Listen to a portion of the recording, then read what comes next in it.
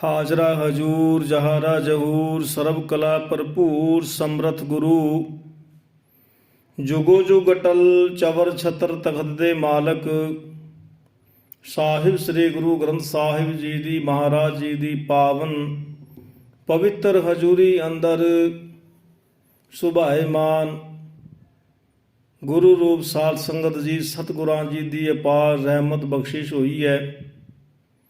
ਅਸੀਂ ਸਾਰਿਆਂ ਨੇ ਸਤਿਗੁਰਾਂ ਜੀ ਦੇ ਸਨਮੁਖ ਹਾਜ਼ਰੀਆਂ ਲਵਾਈਆਂ। ਆਪ ਸਾਰਿਆਂ ਸੰਗਤਾਂ ਦਾ ਧੰਨਵਾਦ ਜਿਨ੍ਹਾਂ ਨੇ ਆਪਣਾ ਕੀਮਤੀ ਸਮਾਂ ਕੱਢ ਕੇ ਸਤਿਗੁਰਾਂ ਜੀ ਦੇ ਉਪਦੇਸ਼ ਨੂੰ ਸਮਝਣ ਦਾ ਯਤਨ ਕੀਤਾ ਹੈ। ਆਪਣਾ ਕੀਮਤੀ ਸਮਾਂ ਕੱਢ ਕੇ ਸਤਿਗੁਰਾਂ ਜੀ ਦੇ ਸ਼ਬਦ ਨੂੰ ਸਮਝਣ ਵਾਸਤੇ ਇੱਥੇ ਹਾਜ਼ਰੀਆਂ ਲਵਾਈਆਂ ਨੇ। ਸੋ ਹੁਣੇ ਅਰਦਾਸ ਤੋਂ ਉਪਰੰਤ ਹੁਕਮਨਾਮੇ ਤੋਂ ਬਾਅਦ ਆਪ ਜੀ ਨੇ 12 ਮਾਹ ਦੇ ਵਿੱਚੋਂ ਕੱਤਕ ਦੇ ਮਹੀਨੇ ਦਾ ਸ਼ਬਦ ਸ਼ਰਵਣ ਕੀਤਾ ਹੈ। ਇਸ ਪਾਵਨ ਉਪਦੇਸ਼ ਵਿੱਚ ਮਹਾਰਾਜ ਸਾਨੂੰ ਕੀ ਸਮਝਾਉਣ ਦਾ ਯਤਨ ਕਰਦੇ ਨੇ, ਆਓ ਅਸੀਂ ਆਪਣੀ ਮਨੋਬਿਰਤੀਆਂ ਨੂੰ ਇਕਾਗਰ ਕਰਕੇ ਸਤਿਗੁਰਾਂ ਜੀ ਦੇ ਉਪਦੇਸ਼ ਨੂੰ ਸਮਝਣ ਦਾ ਯਤਨ ਕਰੀਏ। ਕੱਤਕ ਕਰਮ ਕਮਾਵਣੇ ਦੋਸ ਨਾ ਕਾਹੂ ਜੋਗ। ਇਹ ਸ਼ਬਦ ਦੀ ਪਹਿਲੀ ਪੰਕਤੀ ਹੈ ਕੱਤਕ ਦੇ ਮਹੀਨੇ ਦੀ।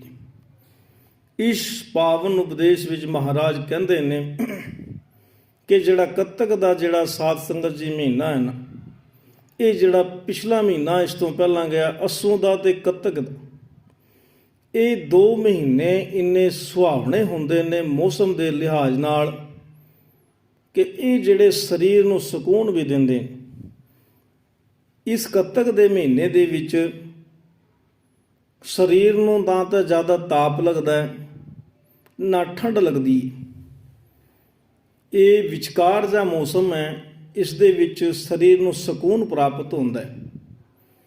ਤੇ ਜਿਸ ਜੀਵ ਇਸਤਰੀ ਨੂੰ ਇਸ ਕੱਤਕ ਦੇ ਮਹੀਨੇ ਦੇ ਵਿੱਚ ਵੀ ਸਕੂਨ ਨਾ ਮਿਲੇ, ਪਰਮਾਤਮਾ ਨਾਲੋਂ ਵਿਛੋੜਾ ਪਿਆ ਰਵੇ, ਤੇ ਫਿਰ ਇਹ ਕੱਤਕ ਦਾ ਮਹੀਨਾ, ਇਸ ਮਹੀਨੇ ਦੀ ਕੋਈ ਗਲਤੀ ਨਹੀਂ। ਫਿਰ ਜੀਵ ਇਸਤਰੀ ਦੇ ਆਪਣੇ ਕਰਮ ਨੇ ਕਿ ਉਹ ਪਰਮਾਤਮਾ ਨਾਲੋਂ ਉਸਦੇ ਆਪਣੇ ਕਰਮਾਂ ਕਰਕੇ ਵਿਛੋੜਾ ਪਿਆ ਹੈ।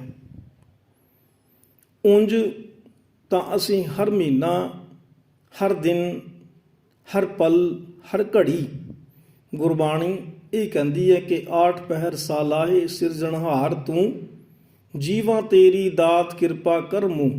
ਮੈਂ ਆਪ ਜੀ ਨੂੰ ਹਰ ਵਾਰੀ ਹਰ ਕਥਾ ਦੇ ਵਿੱਚ ਇਹ ਥੋੜ੍ਹੀ ਜਿਹੀ ਕੋਸ਼ਿਸ਼ ਆਪਾਂ ਕਰਦੇ ਹਾਂ ਸਮਝਣ ਦੀ ਕਿ ਗੁਰਬਾਣੀ ਦਾ ਜਿਹੜਾ ਉਪਦੇਸ਼ ਹੈ ਕਿ ਇੱਕ ਇਕੱਲੇ ਮਹੀਨੇ ਤੇ ਇਕੱਲੇ ਗੁਰਪੁਰਬ ਤੇ ਇਕੱਲੇ ਸਾਲ ਤੇ ਡਿਪੈਂਡ ਨਹੀਂ ਹੈ।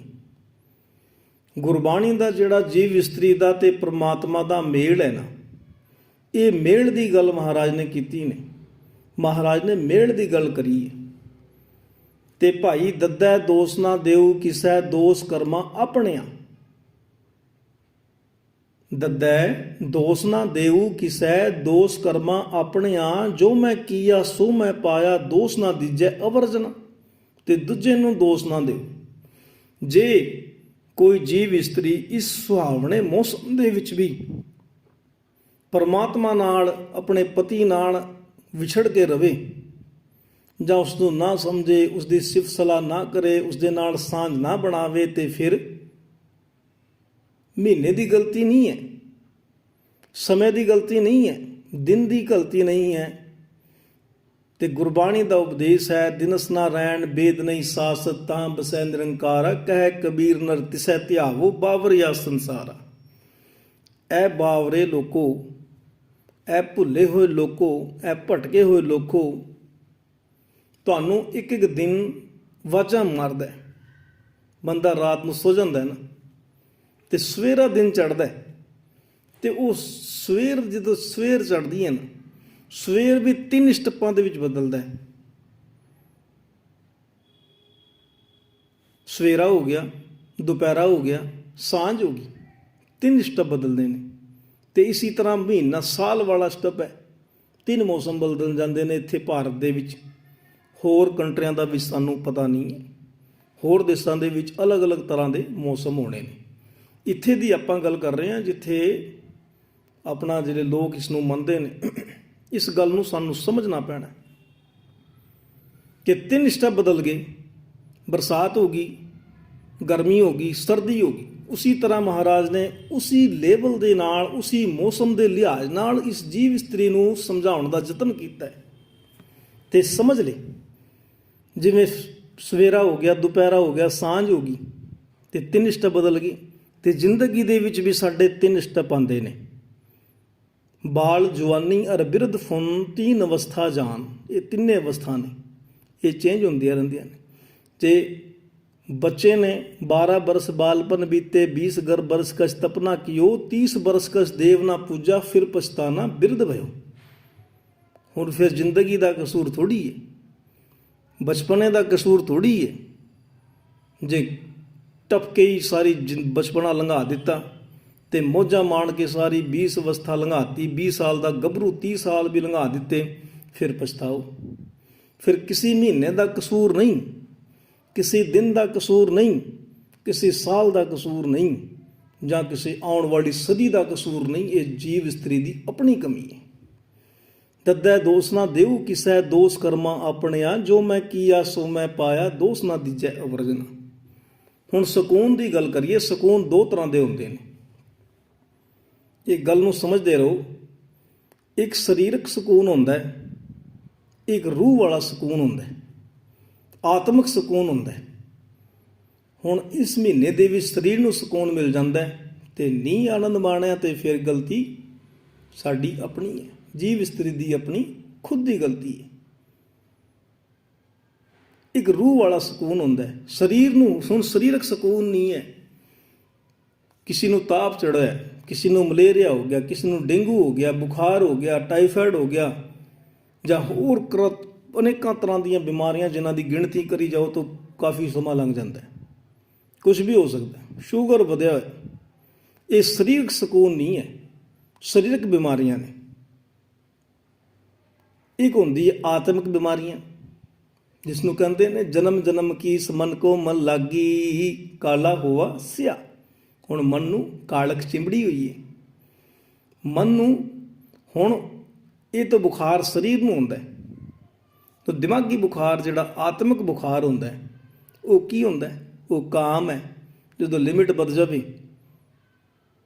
ਤੇ ਬੰਦਾ ਪਾਗਲ ਹੋ ਜਾਂਦਾ ਹੈ, ਗਲਤ ਹਰਕਤਾਂ ਕਰਦਾ ਹੈ, ਚਲਾਕੀਆਂ ਕਰਦਾ ਹੈ। ਲੋਭ ਮੋਹ ਹੰਕਾਰ, ਕਾਮ ਕ੍ਰੋਧ ਲੋਭ ਮੋਹ ਹੰਕਾਰ, ਇਹ ਪੰਜੇ ਕਾਹਦੇ ਨਾਲ ਚਿੰਬੜੇ ਹੋਏ ਨੇ? ਇਹ ਮਨ ਦੇ ਨਾਲ ਚਿੰਬੜੇ ਹੋਏ ਨੇ, ਰੂਹ ਦੇ ਨਾਲ ਚਿੰਬੜੇ ਹੋਏ ਨੇ। ਇਹ ਇਸ ਸਰੀਰ ਤੋਂ ਅਵਗੁਣ ਕਰਾਉਂਦੇ ਨੇ। ਤੇ ਦੋਵਾਂ ਤਰ੍ਹਾਂ ਦਾ ਸਕੂਨ ਚਾਹੀਦਾ ਹੈ ਜ਼ਿੰਦਗੀ ਦੇ ਵਿੱਚ।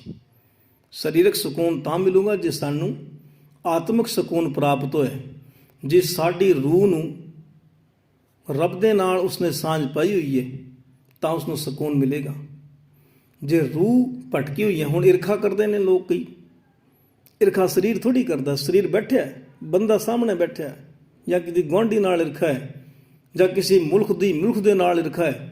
ਹੁਣ ਸਰੀਰ ਨਹੀਂ ਹੈ, ਸਰੀਰ ਉੱਥੇ ਨਹੀਂ, ਹਿੰਮਤ ਨਹੀਂ ਹੈ ਸਰੀਰ ਦੀ ਕਿ ਜ਼ੁਬਾਨ ਨਾਲ ਉਹਨੂੰ ਕੁਝ ਕਹਿ ਦੇ, ਪਰ ਅੰਦਰੋਂ ਈਰਖਾ ਦੇ ਪਲਾਨ ਬਣਦੇ ਨੇ। ਉਹ ਕਾਹਦੇ ਨਾਲ ਬਣਦੇ ਨੇ?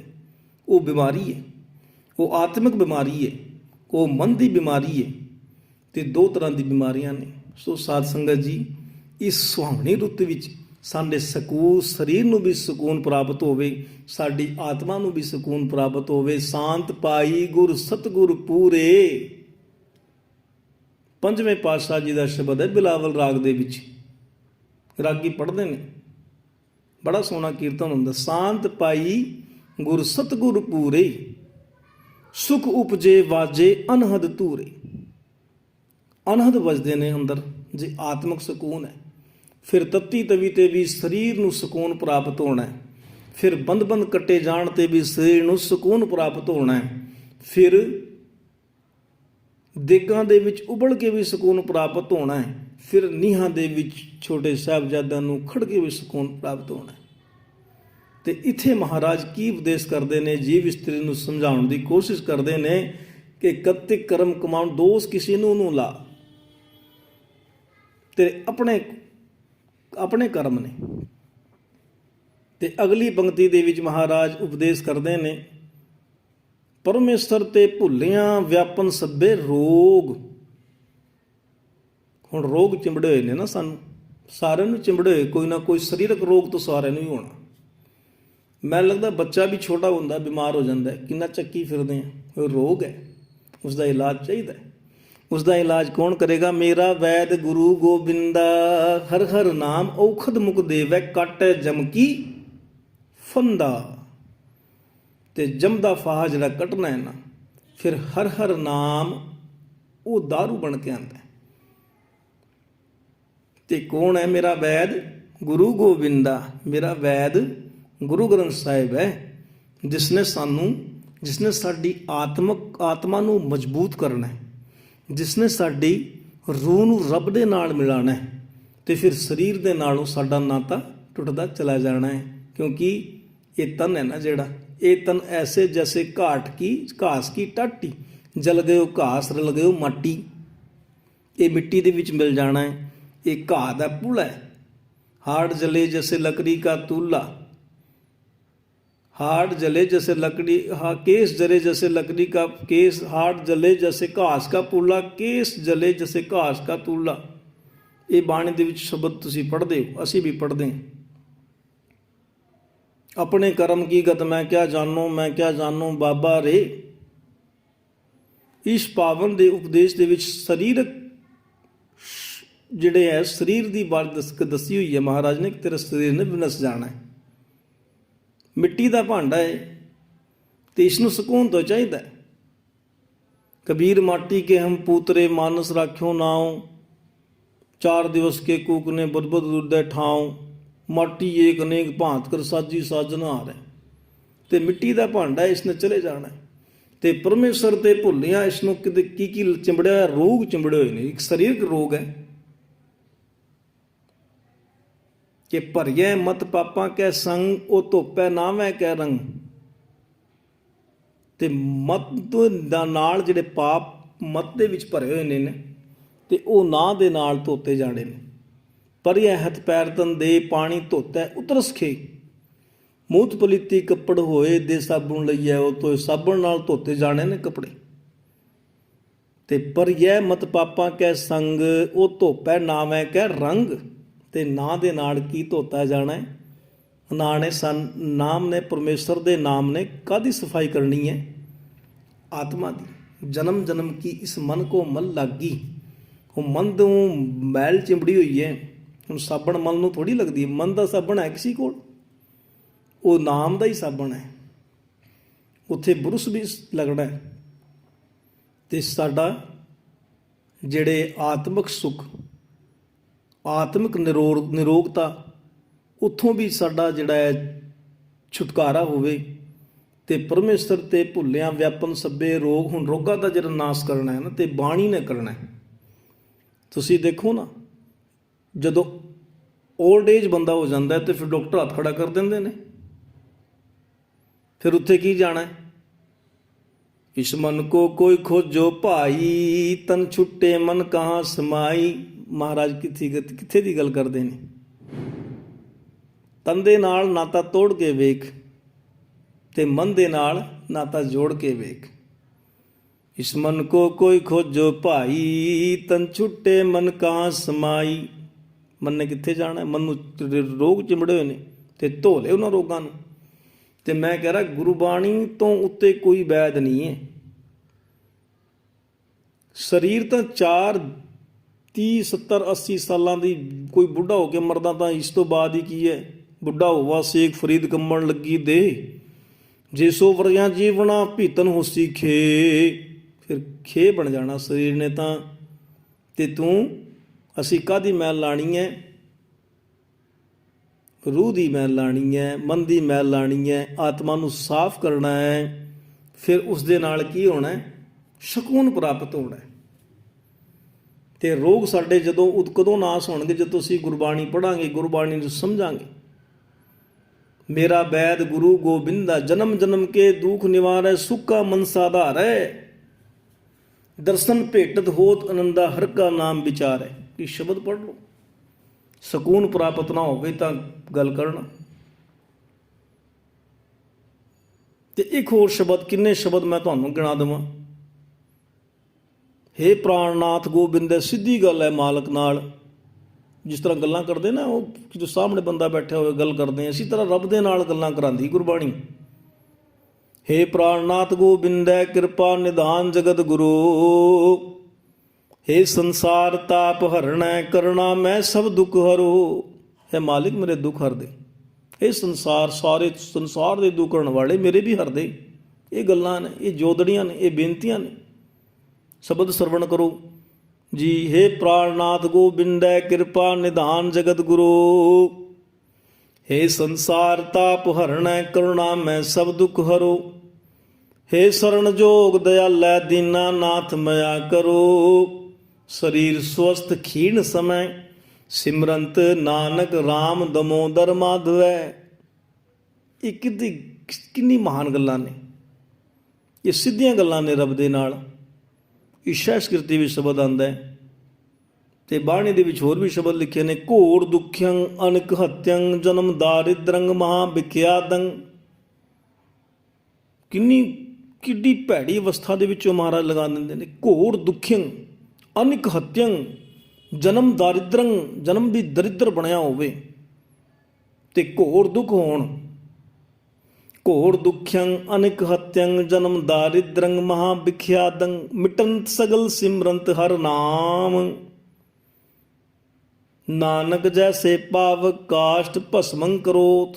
ਹੁਣ ਦੇਖ ਲਓ ਗੁਰਬਾਣੀ ਕੀ ਉਦਾਹਰਣ ਕਾਹਦੀ ਦਿੰਦੀ ਹੈ।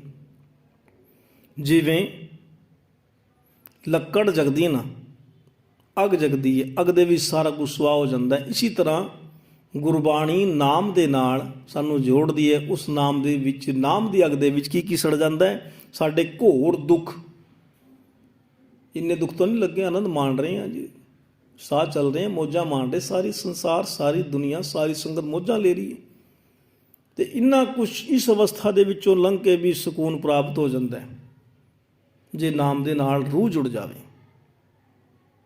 ਘੋਰ ਦੁਖਿਅੰ ਅਨਿਕ ਹਤਿਅੰ, ਅਨਿਕ ਹੱਤਿਆ ਤੁਸੀਂ ਕਰੀ ਵੀ ਨਹੀਂ ਹੋਣੀ ਮੈਨੂੰ ਲੱਗਦਾ, ਹੱਤਿਆਵਾਂ ਤਾਂ ਉਹ ਵੀ ਉੱਥੇ ਅਜਾਮਲ ਪਾਪੀ ਵਰਗੇ ਤਾਰ ਦਿੱਤੇ ਮਾਲਕ ਨੇ। ਘੋਰ ਦੁਖਿਅੰ ਅਨਿਕ ਹਤਿਅੰ, ਜਨਮ ਦਾਰਿਦ੍ਰੰ ਮਹਾ ਵਿਖਿਆਤੰ। ਤੇ ਮੂੰਹ ਦੇ ਵਿੱਚੋਂ ਜ਼ਹਿਰ ਹੀ ਬਕਦਾ ਹੋਵੇ ਬੰਦਾ 24 ਘੰਟੇ। ਇੰਨੀ ਅਵਸਥਾ ਤਾਂ ਨਹੀਂ ਸਾਡੀ ਅਜੇ, ਤੁਹਾਡੀ ਵੀ ਨਹੀਂ ਹੋਣੀ, ਤੁਸੀਂ ਸਾਰੇ ਸਹੀ ਹੋ। ਪਰ ਏਡੇ ਪਾਪੀ ਬੰਦੇ ਦੇ, ਇੰਨੇ ਘੋਰ ਦੁੱਖਾਂ ਦਰਿਦਰ ਵਾਲੇ ਬੰਦਿਆਂ ਦੇ ਵੀ ਇੱਥੇ ਮਾਲਕ ਦੇ ਚਰਨਾਂ ਦੇ ਵਿੱਚ ਗੁਰਬਾਣੀ ਉਹਦਾ ਵੀ ਉਧਾਰ ਕਰ ਦਿੰਦੀ ਹੈ। ਇਹ ਨਹੀਂ ਬਖਸ਼ਦੀ। ਤੇ ਉਦਾਹਰਨ ਕਾਹਦੇ ਦਿੱਤੀ ਹੈ? ਨਾਮ ਦੀ ਅੱਗ ਜਗਾਣੀ ਪੈਣੀ ਹੈ। ਨਾਨਕ ਜੈਸੇ ਪਾਵਕ, ਪਾਵਕ ਕਹਿੰਦੇ ਅੱਗ ਨੂੰ, ਨਾਨਕ ਜੈਸੇ ਪਾਵਕ ਕਾਸ਼ਟ ਭਸਮੰ ਕਰੋਤ। ਲੱਕੜਾਂ ਨੂੰ ਅੱਗ ਸਾੜ ਦਿੰਦੀ, ਇਸੇ ਤਰ੍ਹਾਂ ਸਾਡੇ ਵੀ ਦੁੱਖ ਦਰਿਦਰ ਜਿਹੜੇ ਆਉਣ ਵਾਲਾ ਸਮਾਂ ਮਾੜਾ ਹੈ ਉਹ ਸਾਰਾ ਸੜ ਜਾਣਾ, ਸੁਆਹ ਹੋ ਜਾਣਾ। ਤੇ ਹੋਰ ਮਾਲਕ ਨੇ ਅਨੇਕਾਂ ਸ਼ਬਦ ਲਿਖੇ ਨੇ ਜਿਨ੍ਹਾਂ ਨੂੰ ਤੁਸੀਂ ਪੜ੍ਹਦੇ ਵੀ ਹੋ, ਸੁਣਦੇ ਵੀ ਹੋ। ਤੇ ਅਗਲੀ ਪੰਕਤੀ ਦੇ ਵਿੱਚ ਮਹਾਰਾਜ ਉਪਦੇਸ਼ ਕਰਦੇ ਨੇ, ਵੇਮੁਖ ਹੋਏ RAM ਤੇ ਲੱਗਨ ਜਨਮ ਵਿਜੋਗ। ਤੇ ਜਿਨ੍ਹਾਂ ਨੇ ਪ੍ਰਮਾਤਮਾ ਦੀ ਯਾਦ ਤੋਂ ਆਪਣਾ ਮੂੰਹ ਮੋੜਿਆ ਨਾ, ਵੇਮੁਖ ਹੋਏ, ਮੂੰਹ ਆਪਣਾ ਮੋੜ ਲਿਆ, ਤੇ ਲੱਗਣ ਜਨਮ ਵਿਜੋਗ, ਉਹਨਾਂ ਨੂੰ ਵਿਛੋੜਾ ਪੈ ਸਕਦਾ ਹੈ ਭਾਈ। ਕਿ ਹੁਣ ਅਸੀਂ ਕਿਸੇ ਤੋਂ ਮੂੰਹ ਮੋੜ ਲਓ, ਗੁਆਂਢੀ ਤੋਂ, ਉਹ ਤੁਹਾਨੂੰ ਬੁਲਾਉਂਦਾ ਹੀ ਨਹੀਂ, ਛੱਡ ਦਿੰਦਾ। ਤੇ ਕਿੰਨੇ ਦਿਨਾਂ ਬਾਅਦ ਫਿਰ ਤੁਸੀਂ, ਅਗਰ ਤੁਹਾਡੀ ਗਲਤੀ ਨਹੀਂ ਹੈ, ਫਿਰ ਤੁਸੀਂ ਤਰਲੇ ਕਰਦੇ ਹੋ। ਫਿਰ ਤਰਲੇ ਸਾਨੂੰ ਕਰਨੇ ਪੈਣੇ ਮਾਲਕ ਨੂੰ ਖੁਸ਼ ਕਰਨ ਦੇ। ਇੱਥੇ ਰਾਮ ਦੀ ਗੱਲ ਕਰਾਂ ਮੈਂ, ਇਹ ਰਾਮਲੀਲਾ ਵਾਲੇ ਰਾਮ ਦੀ ਇੱਥੇ ਗੱਲ ਨਹੀਂ ਕਰੀ ਹੋਈ। ਉਹ ਤੋਂ ਵਿਚਾਰਾ ਦੁੱਖਾਂ ਦੇ ਵਿੱਚ ਆਪਣੀ ਜ਼ਿੰਦਗੀ ਲੰਘਾ ਗਿਆ, ਜੰਗਲਾਂ ਵਿੱਚ ਭਟਕਦਾ ਰਿਹਾ। ਚਲੋ ਉਹ ਗੱਲ ਵੱਖਰੀ ਹੈ ਕਿ ਬਚਨ ਤੇ ਪੱਕਾ ਸੀ ਜਾਂ ਅਵਤਾਰ ਸੀ, ਪਰ ਇੱਥੇ ਉਸ ਦੀ ਗੱਲ ਨਹੀਂ, ਇੱਥੇ ਗੱਲ ਰੱਬ ਦੀ ਹੈ। ਵੇਮੁਖ ਹੋਏ RAM ਤੇ ਲੱਗਣ ਜਨਮ ਵਿਜੋਗ। RAM ਕਹਿੰਦੇ ਰਮਿਆ ਹੋਇਆ, ਜਿਹੜਾ ਜਰਰੇ ਜਰਰੇ ਦੇ ਵਿੱਚ ਮੌਜੂਦ ਹੈ, ਜਿਹਨੂੰ ਖੁਦਾ ਵੀ ਕਹਿੰਦੇ ਆ, ਜਿਸ ਨੂੰ ਪਰਮਾਤਮਾ ਵੀ ਕਹਿੰਦੇ ਆ, ਜਿਸ ਨੂੰ ਗੋਪਾਲ ਵੀ ਕਹਿੰਦੇ ਆ। ਇਹ ਗੱਲ ਮੈਂ ਤਾਂ ਕਰ ਰਿਹਾ ਕਿਉਂਕਿ ਜਿਹੜੇ ਇੱਥੇ ਵੀਰ ਬੈਠ ਕਹਿੰਦੇ ਨਾ ਹਿੰਦੂ ਆ ਕੇ ਜਾਂ ਹੋਰ ਦੂਸਰੇ, ਉਹ ਉਸ ਰਾਮਲੀਲਾ ਵਾਲੇ ਰਾਮ ਨਾਲ ਜੁੜ ਜਾਂਦੇ ਨੇ। ਉਹ ਤਾਂ ਆਪਣੇ ਭਰਾ ਦੀ ਮੌਤ ਤੇ ਦਾਹ ਮਾਰ ਚੀਕਾਂ ਮਾਰ ਮਾਰ ਕੇ ਰੋਂਦਾ ਸੀ। ਉਸਦੀ ਆਪਣੀ ਵਿਚਾਰੀ ਘਰਵਾਲੀ ਕੋਲ ਲੈ ਕੇ ਦੌੜ ਗਿਆ, ਵਿਸ਼ਨੂੰ ਸੀਤਾ ਕਹਿੰਦੇ ਆ, ਉਸਨੂੰ ਉਸਦਾ ਪਤਾ ਹੀ ਨਹੀਂ ਸੀ। ਤੇ ਫਿਰ ਰਾਮ, ਫਿਰ ਭਗਵਾਨ ਕਾਹਦਾ ਭਾਈ? ਉਹ ਰਾਜਾ ਹੋ ਸਕਦਾ ਹੈ, ਉਹ ਤੁਹਾਡਾ ਪੀਰ ਪੈਗੰਬਰ ਹੋ ਸਕਦਾ ਹੈ, ਪਰ ਸਾਰਿਆਂ ਦਾ ਨਹੀਂ ਹੈ। ਸਾਡਾ ਤਾਂ ਵਾਹਿਗੁਰੂ ਹੈ, ਸਾਡਾ ਤਾਂ ਰੱਬ ਹੈ, ਸਾਡਾ ਤਾਂ ਰਾਮ ਵੀ ਹੈ, ਪਰ ਇਹ ਵਾਲਾ ਰਾਮ ਨਹੀਂ ਸਾਡਾ, ਜਿਹੜਾ ਮੇਰੇ ਕਮਰੇ ਦੇ ਵਿੱਚ ਵੀ ਮੌਜੂਦ ਹੈ, ਰਮਿਆ ਹੋਇਆ ਹੈ, ਜਰਰੇ ਜਰਰੇ ਦੇ ਵਿੱਚ ਮੌਜੂਦ ਹੈ। ਸਾਡਾ ਸਿੱਖਾਂ ਦਾ ਉਹੀ ਰਾਮ ਹੈ। ਨਫ਼ਰਤ ਨਹੀਂ ਹੈ ਸਾਨੂੰ ਰਾਮ ਦੇ ਨਾਲ, ਪਰ ਉਸ ਦਾ ਰੀਜਨ ਰੱਬ ਦੇ ਨਾਲ ਹੋਣਾ ਚਾਹੀਦਾ ਹੈ, ਉਸ ਦਾ ਰੀਜਨ ਪਰਮਾਤਮਾ ਦੇ ਨਾਲ ਹੋਣਾ ਚਾਹੀਦਾ ਹੈ। ਤੇ ਇੱਥੇ ਗੱਲ ਤਾਂ ਕੀਤੀ ਕਿ ਸਾਨੂੰ ਅੱਗੇ ਨਾ ਲੰਘ ਜਾਈਏ, ਕਿਉਂਕਿ ਸਾਨੂੰ ਫਿਰ ਭੁਲੇਖੇ ਸਾਰੇ ਲੋਕ ਬੈਠੇ ਹੁੰਦੇ, ਹੋਰ ਦੂਜੇ ਵੀ ਸੁਣਦੇ ਨੇ, ਕਥਾ ਸੁਣਦੇ ਨੇ, ਜਿਹੜੇ ਹੋਰ ਵੀਰ ਬੈਠੇ ਨੇ, ਉਹਨਾਂ ਦੇ ਵਿੱਚ ਵੀ ਉਹਨਾਂ ਦੇ ਗੱਲ ਸਮਝ ਆਉਣੀ ਚਾਹੀਦੀ। ਤੇ ਫਿਰ ਅਸੀਂ ਪ੍ਰਮਾਤਮਾ ਦੇ ਨਾਲ ਜੇ ਸਾਡੀ ਸਾਂਝ ਨਹੀਂ ਪਈ, ਬੇਮੁਖ ਅਸੀਂ ਮੂੰਹ ਮੋੜ ਲਿਆ, ਉਹ ਮੂੰਹ ਇੱਧਰ ਨੂੰ ਘੁਮਾ ਕੇ ਚੱਲ ਜਾਂਦੇ ਨੇ, ਮੂੰਹ ਅੱਗੇ ਨੂੰ ਜਾਂਦਾ, ਜਿੱਧਰ ਨੂੰ ਤੁਰਦੇ ਉੱਧਰ ਨੂੰ ਜਾਂਦਾ, ਮੰਜ਼ਿਲ ਵੱਲ ਨੂੰ ਮੂੰਹ ਜਾਂਦਾ। ਜੇ ਅਸੀਂ ਰੱਬ ਦੇ ਨਾਲ ਹੀ ਮੂੰਹ ਮੋੜ ਲਿਆ ਤੇ ਫਿਰ ਮੁੜ ਕੇ ਫਿਰ ਰੂਹ ਭਟਕੂਗੀ। ਫਿਰ ਖਿਨ ਮੈਂ ਕੌੜੇ ਹੋਏ ਗਏ ਜਿਤੜੇ ਮਾਇਆ ਭੋਗ। ਫਿਰ ਕੀ ਹੁੰਦਾ? ਫਿਰ ਅਵਸਥਾ ਚੇਂਜ ਹੋ ਜਾਂਦੀ ਹੈ। ਫਿਰ ਜਿਹੜੀਆਂ ਚੀਜ਼ਾਂ ਦੀਆਂ ਮੌਜਾਂ ਮਾਣਦਾ ਨਾ ਬੰਦਾ, ਇਹ ਸਾਰੇ ਕੋੜੇ ਹੋ ਜਾਂਦੇ ਨੇ, ਜਿਤਨੇ ਮਾਇਆ ਦੇ ਭੋਗ ਨੇ। ਕਿ ਬਚਪਨਾ ਜਿਹੜਾ ਹੈ, ਬਚਪਨ ਦੇ ਵਿੱਚ ਹੋਰ ਖੁਆਇਸ਼ਾਂ ਹੁੰਦੀਆਂ ਨੇ, ਤੇ ਜਵਾਨੀ ਦੇ ਵਿੱਚ ਹੋਰ ਖੁਆਇਸ਼ਾਂ ਹੁੰਦੀਆਂ ਨੇ, ਤੇ ਬੁਢੇਪੇ ਦੇ ਵਿੱਚ ਹੋਰ ਖੁਆਇਸ਼ਾਂ ਹੁੰਦੀਆਂ ਨੇ। ਬਚਪਨ ਦੇ ਵਿੱਚ ਕੀ ਹੁੰਦਾ? ਖਾਂਦਾ ਪੀਂਦਾ ਹੈ, ਹੋਰ ਸਭ ਕੁਝ ਪਚਾ ਜਾਂਦਾ ਹੈ। ਸਰੀਰ ਦੇ ਅੰਦਰ ਦੇ ਜਿਹੜੇ ਪਾਰਟਸ ਨੇ, ਲੀਵਰ, ਹੋਰ ਕਿਡਨੀਆਂ, ਇੰਨੀ ਪਾਵਰ ਵਾਲੀ ਹੁੰਦੀਆਂ, ਉਹ ਪੱਥਰ ਨੂੰ ਵੀ ਹਜਮ ਕਰ ਜਾਂਦੀਆਂ ਨੇ, ਸਭ ਕੁਝ ਖਾ ਜਾਂਦਾ ਹੈ। ਤੇ ਮਾਇਆ ਦੇ ਭੋਗ ਨੇ, ਉਹਨਾਂ ਨੂੰ ਖੇਡ ਲੈਂਦਾ, ਖੇਡਦਾ ਵੀ, ਆਨੰਦ ਵੀ ਮਾਣਦਾ ਹੈ। ਖਿਡੌਣੇ ਲਊਗਾ, ਇੱਧਰ ਨੂੰ ਘੁੰਮਣ ਨੂੰ ਫਿਰੂਗਾ, ਸਰੀਰ ਦੇ ਵਿੱਚ ਐਨਰਜੀ ਹੈ, ਉਹ ਚਾਹੁੰਦਾ ਹੈ ਕਿ ਇਸ ਦੁਨੀਆ ਦੇ ਵਿੱਚ ਮੈਂ ਇਸ ਦਾ ਸਵਾਦ ਲਵਾਂ, ਪਰ ਪਰਮਾਤਮਾ ਤੋਂ ਭੁੱਲ ਕੇ ਨਹੀਂ। ਫਿਰ ਜਵਾਨੀ ਦੇ ਵਿੱਚ ਵੀ ਹੋਰ ਭੋਗ ਕਰਦਾ ਹੈ। ਭੋਗ ਦਾ ਮਤਲਬ ਆਨੰਦ ਮਾਣਦਾ ਹੈ, ਖਾਣ ਦਾ, ਪੀਣ ਦਾ, ਗੱਡੀ ਚਲਾਉਣ ਦਾ, ਜਹਾਜ਼ ਉਡਾਉਣ ਦਾ, ਮੌਜ ਮਸਤੀਆਂ ਮਾਰਨ ਦਾ, ਪਹਾੜਾਂ ਦੇ ਵਿੱਚ ਘੁੰਮਣ ਦਾ, ਕਿ ਸਰੀਰ ਦੇ ਵਿੱਚ ਐਨਰਜੀ ਹੈ। ਫਿਰ ਕੀ ਹੋਣਾ? ਉਹ ਜਿਹੜੇ ਮਾਇਆ ਵਾਲੇ ਆਨੰਦ ਨੇ ਨਾ, ਫਿਰ ਜਦੋਂ ਇਹ ਸਰੀਰ ਬੁੱਢਾ ਹੋ ਜਾਂਦਾ, ਫਿਰ ਦੇਖਦਾ ਹੈ ਸਮੋਸਾ ਨਹੀਂ ਖਾ ਸਕਦਾ ਮੈਂ, ਪਚਣਾ ਨਹੀਂ ਹੈ। ਨਹੀਂ ਜੀ, ਮੈਨੂੰ ਸ਼ੂਗਰ ਹੈ ਜੀ, ਮੈਨੂੰ ਚਾਹ ਫਿੱਕੀ ਬਣਾ ਦਿਓ ਜੀ। ਹੁਣ ਬਚਪਨ ਵਿੱਚ ਕੀ ਕਰਦਾ ਹੈ ਬੰਦਾ? ਮਿਠਾਈਆਂ ਖਾਂਦਾ ਹੈ, ਪਕੌੜੇ ਖਾਂਦਾ ਹੈ, ਤਲੀਆਂ ਚੀਜ਼ਾਂ ਖਾਂਦਾ, ਬਰਗਰ ਖਾਂਦਾ, ਪੀਜ਼ੇ ਖਾਂਦਾ, ਨੂਡਲ ਖਾਂਦਾ। ਬੁਢਾਪੇ 'ਚ ਖਾ ਕੇ ਦਿਖਾਓ, ਖਾ ਤਾਂ ਲਓਗੇ, ਪਰ ਪਚਾਣੇ ਔਖੇ ਹੋ ਜਾਣੇ। ਫਿਰ ਸਰੀਰ ਨੇ ਵੀ ਉਹਨਾਂ ਦਾ ਸਾਥ ਛੱਡ ਦਿੱਤਾ, ਉਹਨੂੰ ਮਾਇਆ ਦੇ ਭੋਗਾਂ ਦਾ। ਸਰੀਰ ਵੀ ਉਹਨਾਂ ਨੂੰ ਜਵਾਬ ਦੇ ਗਿਆ ਕਿ ਨਹੀਂ, ਮੇਰਾ ਹੁਣ ਬਸ ਦੀ ਗੱਲ ਨਹੀਂ, ਕਿਉਂਕਿ ਅੰਦਰ ਦੇ ਪਾਰਟਸ ਉਹਨਾਂ ਨੂੰ ਆਨੰਦ ਮਾਣ ਚੁੱਕੇ ਨੇ। ਫਿਰ ਖਿਨ ਮੈਂ ਕੌੜੇ, ਪਰਮਾਤਮਾ ਨੂੰ ਭੁੱਲ ਗਏ। ਫਿਰ ਖਿਨ ਮੈਂ ਕੌੜੇ ਹੋਏ ਗਏ ਜਿਤੜੇ ਮਾਇਆ ਭੋਗ। ਫਿਰ ਵਿੱਚ ਨਾ ਕੋਈ ਕਰ ਸਕੈ ਕਿਸ ਥੈ ਰੋਵੈ ਰੋਜ਼। ਫਿਰ ਕਿਸ ਦੇ ਅੱਗੇ ਆਪਣਾ ਦੁਖੜਾ ਕਰੇਗਾ? ਫਿਰ ਕਿੱਥੇ ਭਟਕੇਗਾ?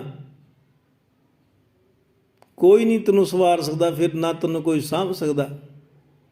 ਫਿਰ ਕਿਸੇ ਦੇ ਕੋਲ ਬੇਨਤੀਆਂ ਵੀ ਕਰੂਗਾ, ਫਿਰ ਭਟਕੂਗਾ। ਮਨਮੁਖ ਲੋਕੀ ਭਟਕ ਜਾਂਦੇ ਨੇ, ਤੇ ਗੁਰਬਾਣੀ ਪੜ੍ਹਨ ਵਾਲੇ ਫਿਰ ਵੀ ਸਵਰ ਜਾਂਦੇ ਨੇ। ਕਿ ਬੁੱਢੇ ਜਿਹੜੇ ਆਉਂਦੇ ਨਾ ਬੁਢਾਪੇ ਵਿੱਚ, ਗੁਰਦੁਆਰੇ 'ਚ ਆਉਂਦੇ, ਕਥਾ ਸੁਣਦੇ ਆ, ਕੀਰਤਨ ਸੁਣਦੇ ਆ, ਉਹ ਫਿਰ ਵੀ ਲਾਹਾ ਲੈ ਲੈਂਦੇ ਨੇ।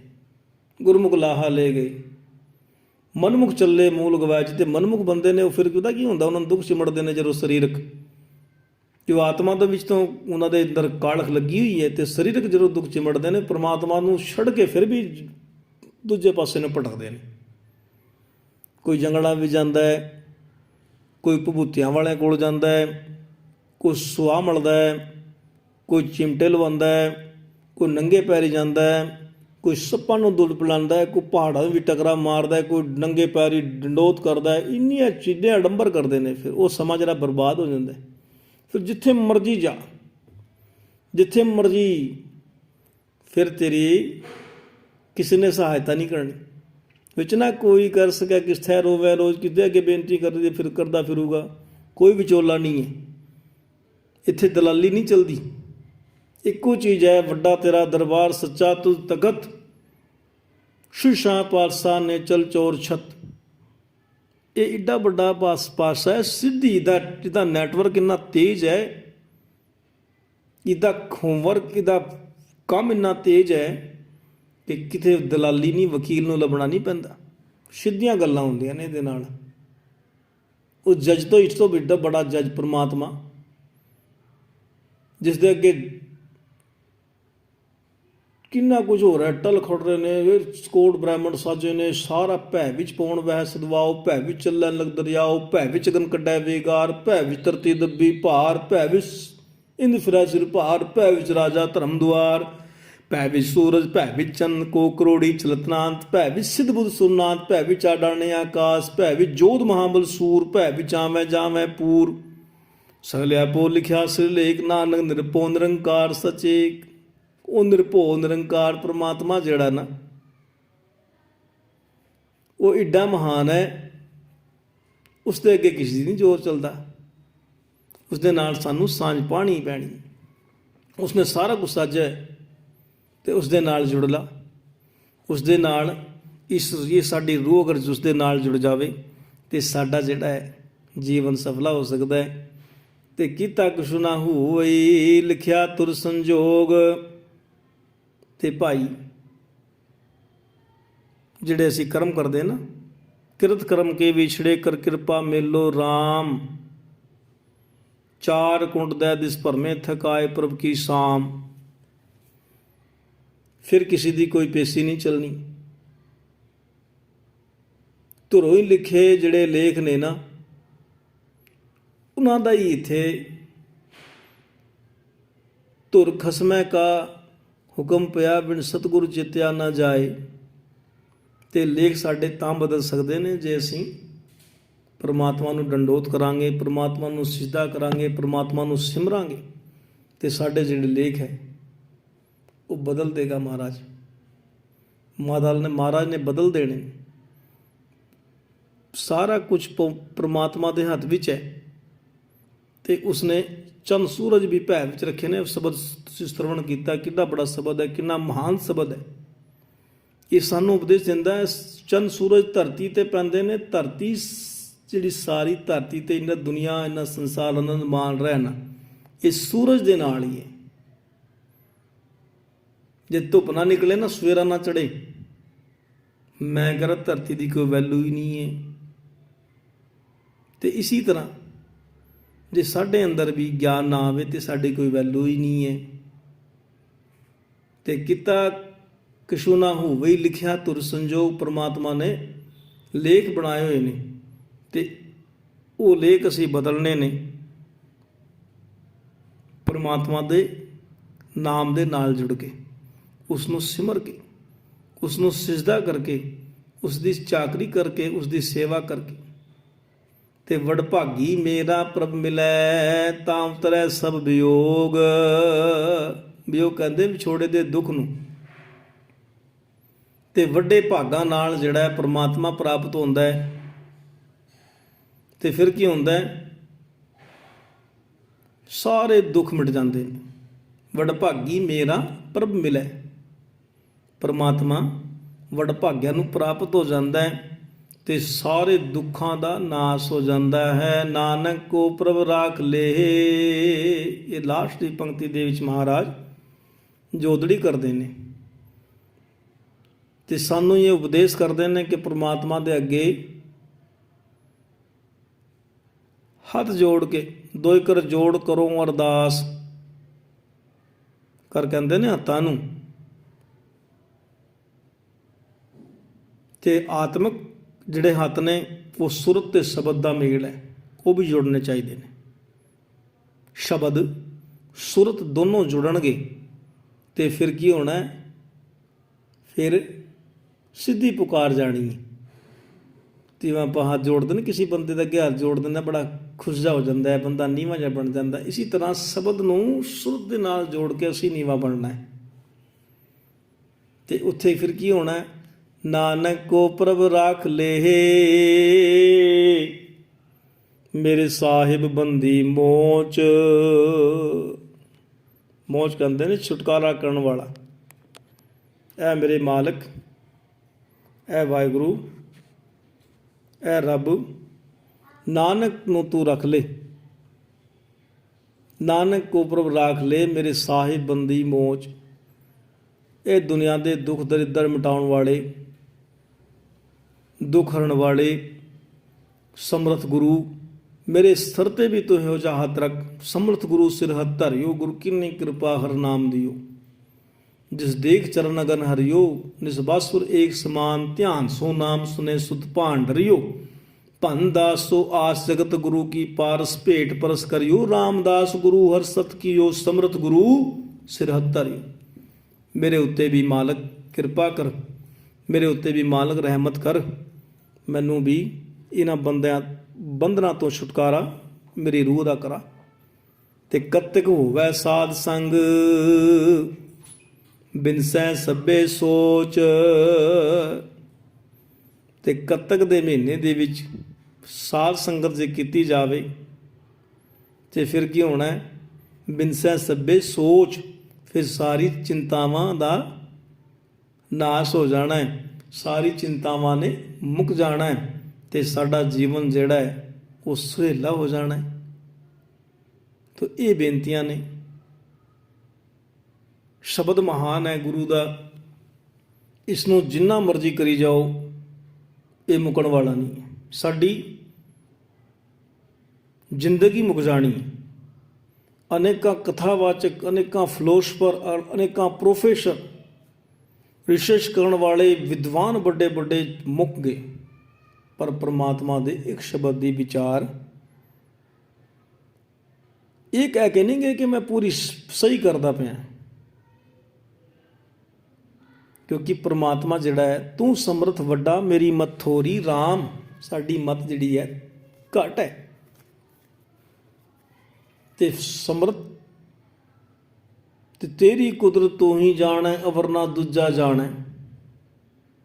ਪਰਮਾਤਮਾ ਆਪ ਹੀ ਆਪਣੇ ਆਪ ਨੂੰ ਜਾਣਦਾ, ਜਿਸਨੂੰ ਕਿਰਪਾ ਕਰੇ ਮੇਰੇ ਪਿਆਰੇ ਸੋਈ ਤੁਧੈ ਪਛਾਣੈ। ਹੁਣ ਪਛਾਣ ਲੈਂਦੇ ਆ ਅਸੀਂ ਰੱਬ ਨੂੰ, ਪਛਾਣ ਲੈਂਦੇ ਆ ਕਿਸੇ ਵੀ ਚੀਜ਼ ਨੂੰ, ਪਛਾਣ ਲੈਂਦੇ ਆ ਬਈ ਬੰਦਾ ਨੂੰ ਬੰਦਾ ਮਿਲਿਆ ਪਛਾਣ ਲੈਂਦੇ ਆ, ਪਰ ਜਾਣਦੇ ਤਾਂ ਨਹੀਂ ਨਾ। ਆਪਾਂ ਆਪਣੇ ਘਰ ਦੇ ਜਿਹੜੇ ਜੀਵ ਰਹਿੰਦੇ ਨੇ ਉਹਨਾਂ ਨੂੰ ਵੀ ਅਸੀਂ ਜਾਣਦੇ ਹੀ ਹਾਂ, ਜਾਣਦੇ ਨਹੀਂ ਆ ਪੂਰਾ ਪ੍ਰੋਪਰ ਪਛਾਣਦੇ ਹਾਂ। ਕਿਉਂਕਿ ਕਿਸ ਵੇਲੇ ਭਰਾ ਭਰਾ ਦਾ ਵੈਰੀ ਬਣ ਜਾਂਦਾ ਹੈ, ਕਿਸ ਵੇਲੇ ਤਲਾਕ ਹੋ ਜਾਂਦਾ ਨਾ, ਘਰਵਾਲੀ ਤੇ ਘਰਵਾਲੇ ਦਾ ਵਿਛੋੜਾ ਪੈ ਜਾਂਦਾ ਹੈ, ਫਿਰ ਜਾਣਦੇ ਉਹਨਾਂ ਨੂੰ ਪਛਾਣਦੇ। ਜਿਉਣ ਦੇ ਦਿਮਾਗ 'ਚ ਕੀ ਚੱਲ ਰਿਹਾ ਇਹ ਤਾਂ ਨਹੀਂ ਜਾਣ ਸਕਦੇ ਨਾ ਅਸੀਂ। ਬੰਦੇ ਨੂੰ ਨਹੀਂ ਅਸੀਂ ਜਾਣ ਸਕਦੇ, ਰੱਬ ਨੂੰ ਮਹਾਨ ਏਡਾ ਬੜਾ ਉਹਨੂੰ ਕਿੱਥੇ ਜਾਣ ਲਵਾਂਗੇ। ਤੇ ਜਿਹੜੇ ਕਹਿੰਦੇ ਨੇ ਸੋਈ ਅਜਾਣ ਕਹਿ ਮੈਂ ਜਾਨਾ, ਤੇ ਉਹ ਬੰਦਾ ਮੂਰਖ ਹੈ ਜਿਹੜਾ ਕਹਿੰਦਾ ਮੈਂ ਪਰਮਾਤਮਾ ਨੂੰ ਪਾ ਲਿਆ, ਮੈਂ ਪਰਮਾਤਮਾ ਨੂੰ ਪਛਾਣ ਲਿਆ, ਮੈਂ ਜਾਣ ਲਿਆ, ਤੇ ਉਹ ਅਜਾਣ ਹੈ। ਸੋਈ ਅਜਾਣ ਕਹਿ ਮੈਂ ਜਾਨਾ, ਜਾਣਨ ਹਾਰ ਨਾ ਛਾਨਾ ਰੇ। ਇਹ ਗੁਰਬਾਣੀ ਦੀ ਪੰਕਤੀ ਹੈ, ਮਹਾਨ ਉਪਦੇਸ਼ ਹੈ ਗੁਰਬਾਣੀ ਦਾ। ਪੰਕਤੀ ਤਾਂ ਇੱਕ ਗੱਲ ਦਾ ਥੋੜਾ ਲੈਂਗੁਏਜ ਅੱਗੇ ਹੋ ਜਾਂਦੀ ਹੈ, ਪਰ ਇਸ ਨੂੰ ਗੁਰਬਾਣੀ ਦੀ ਪੰਕਤੀਆਂ ਵੀ ਨਹੀਂ ਮੈਂ ਕਹਿ ਸਕਦਾ, ਇਹਨਾਂ ਨੂੰ ਮਹਾਨ ਉਪਦੇਸ਼ ਹੈ ਗੁਰਬਾਣੀ ਦਾ, ਇਹਨਾਂ ਨੂੰ ਇਸ ਤਰ੍ਹਾਂ ਕਹਿਣਾ। ਗੁਰਬਾਣੀ ਦੀ ਪੰਕਤੀ ਇੱਕ ਛੋਟੀ ਜਿਹੀ ਹੁੰਦੀ ਹੈ, ਪੱਤੀ ਹੁੰਦੀ ਹੈ, ਪਰ ਇੱਕ ਮਤਲਬ ਇੱਕ ਅੱਖਰ ਗੁਰਬਾਣੀ ਦਾ ਇਹ ਉਪਦੇਸ਼ ਹੈ। ਇੱਥੇ ਤਾਂ ਇੱਕ ਵੀ ਲਿਖਿਆ ਹੋਇਆ ਨਾ, ਇਹ ਵੀ ਇਸ ਦਾ ਵੀ ਅੰਤ ਹੀ ਨਹੀਂ ਹੈ, ਇਕੱਲੇ ਇੱਕ ਦਾ। ਤੇ ਓਂਕਾਰ ਦਾ ਵੀ ਅੰਤ ਨਹੀਂ ਹੈ, ਇਹਦੇ ਵਿੱਚ ਸਮਾਇਆ ਹੈ ਸਾਰਾ। ਪਛਾਣੀ ਜਾਓ, ਕਰੀ ਜਾਓ ਬੇਨਤੀਆਂ। ਤੇ ਇਸ ਦੇ ਨਾਲ ਇਹ ਸਰੋਵਰ ਹੈ, ਇਸ ਦੇ ਵਿੱਚ ਲੱਭਣਾ ਨੇ ਮਤ ਵਿੱਚ ਰਤਨ ਜਵਾਹਰ ਮਾਣਕ। ਜੇ ਗੁਰੂ ਕੀ ਸਿੱਖ ਸੁਣੀ, ਜੇ ਗੁਰੂ ਦੀ ਗੱਲ ਸਾਡੇ ਸਮਾਜ ਸਮਝ ਵਿੱਚ ਆ ਜਾਵੇ ਤੇ ਸਾਨੂੰ ਸਕੂਨ ਪ੍ਰਾਪਤ ਹੋ ਜਾਂਦਾ ਹੈ। ਸਾਡਾ ਕੱਤਕ ਦਾ ਮਹੀਨਾ ਵੀ ਸੁਹਾਵਣਾ ਹੋ ਜਾਣਾ ਹੈ, ਆਉਣ ਵਾਲਾ ਮੱਘਰ ਦਾ ਮਹੀਨਾ ਵੀ ਸੁਹਾਵਣਾ ਹੋ ਜਾਣਾ ਹੈ। ਫਿਰ ਅੱਗੇ ਜਿਹੜਾ ਮਾਘ ਦਾ ਚੱਲਣਾ ਹੈ, ਫਿਰ ਪੋਹ ਦਾ ਚੱਲਣਾ ਹੈ। ਪਹਿਲਾਂ ਪੋਹ ਦਾ ਚੱਲਣਾ ਹੈ, ਮੱਘਰ ਤੋਂ ਬਾਅਦ ਪੋਹ, ਫਿਰ ਮਾਘ, ਫਿਰ ਫੱਗਣ, ਇਹ ਚੱਲੀ ਜਾਣੇ ਨੇ। ਪਰ ਮਹਾਰਾਜ ਮੇਨ ਪੁਆਇੰਟ ਕੀ ਸਮਝਾਉਣ ਦਾ ਯਤਨ ਕਰਦੇ ਨੇ ਤੇ ਕਤੇ ਕਰਮ ਕਮਾਵਣੇ ਦੋਸ ਨਾ ਕਾਹੂ ਜੋਗ ਪਰਮੇਸ਼ਰ ਤੇ ਭੁੱਲਿਆ ਵਿਆਪਨ ਸਭੇ ਰੋਗ। ਇਹ ਬੁਝਾਰਤਾਂ ਵੀ ਹੈ ਬਾਣੀ ਕਿੰਨਾ ਆਨੰਦਮਈ ਉਪਦੇਸ਼ ਹੈ ਮਹਾਰਾਜ ਦਾ। ਸੋ ਸਤਿਗੁਰੂ ਜੀ ਕਿਰਪਾ ਕਰਨ ਭਾਈ, ਸਾਰਿਆਂ ਦੀ ਡਿਊਟੀ ਪ੍ਰਵਾਨ ਕਰਨ, ਸਾਨੂੰ ਸਾਰਿਆਂ ਨੂੰ ਇਸੇ ਤਰ੍ਹਾਂ ਗੁਰਬਾਣੀ ਦਾ ਗਿਆਨ ਪ੍ਰਾਪਤ ਹੋਵੇ। ਸਤਿਗੁਰੂ ਜੀ ਰਹਿਮਤਾਂ ਕਰਨ, ਕਿਰਪਾ ਕਰਨ, ਸਾਰੀ ਸੰਗਤਾਂ ਦੀਆਂ ਹਾਜ਼ਰੀ ਅੰਦਰ ਪ੍ਰਵਾਨ ਕਰਨ। ਸੋ ਇੰਨੀਆਂ ਕੁ ਆਪ ਜੀ ਨੂੰ ਬੇਨਤੀਆਂ ਕੀਤੀਆਂ ਨੇ। ਮੈਂ ਮੂਰਖ ਕੀ ਕੇਤਕ ਬਾਤ ਹੈ ਕੋਟ ਪਰਾਦੀ ਤਰਿਆਰੇ, ਗੁਰੂ ਨਾਨਕ ਜੀ ਨੇ ਸੁਣਿਆ ਪੇਖਿਆ ਸੇ ਫਿਰ ਗਰਬਾਸ ਨਾ ਭਰਿਆ। ਮੂਰਖ ਜਾਣ ਕੇ, ਅਣਜਾਣ ਜਾਣ ਕੇ ਆਪ ਜੀ ਨੇ ਬੇਨਤੀਆਂ ਨੂੰ ਮੁਆਫ ਕਰਨਾ, ਭੁੱਲਾਂ ਤਰੁੱਟਿਆਂ ਨੂੰ ਮੁਆਫ ਕਰਨਾ। ਅਤੇ ਜੇ ਗੁਰੂ ਦੀ ਕੋਈ ਗੱਲ ਚੰਗੀ ਲੱਗੀ ਹੋਵੇ ਤੇ ਆਪ ਆਪਣੇ ਪੱਲੇ ਬੰਨ ਲੈਣੀ ਹੈ ਅਤੇ ਆਪਣੇ ਪਰਿਵਾਰ ਦੇ ਨਾਲ ਵੀ ਸਾਂਝੀ ਕਰਨੀ ਹੈ ਅਤੇ ਹੋਰ ਸੰਗਤ ਦੇ ਨਾਲ ਵੀ ਸਾਂਝ ਪਾ ਕੇ ਗੁਰੂ ਉਪਦੇਸ਼ ਦਾ ਪ੍ਰਚਾਰ ਕਰਨਾ। ਸੋ ਆਓ ਫਤਿਹ ਦੀ ਸਾਂਝ ਕਰੋ, ਕੋਈ ਰਸਨਾ ਵਾਂਝੀ ਨਾ ਰਵੇ ਜੀ। ਪਿਆਰ ਸਤਿਕਾਰ ਸਹਿਤ ਗੱਜ ਵੱਜ ਕੇ ਆਖੋ ਜੀ, ਵਾਹਿਗੁਰੂ ਜੀ ਕਾ ਖਾਲਸਾ, ਵਾਹਿਗੁਰੂ ਜੀ ਕੀ ਫਤਿਹ।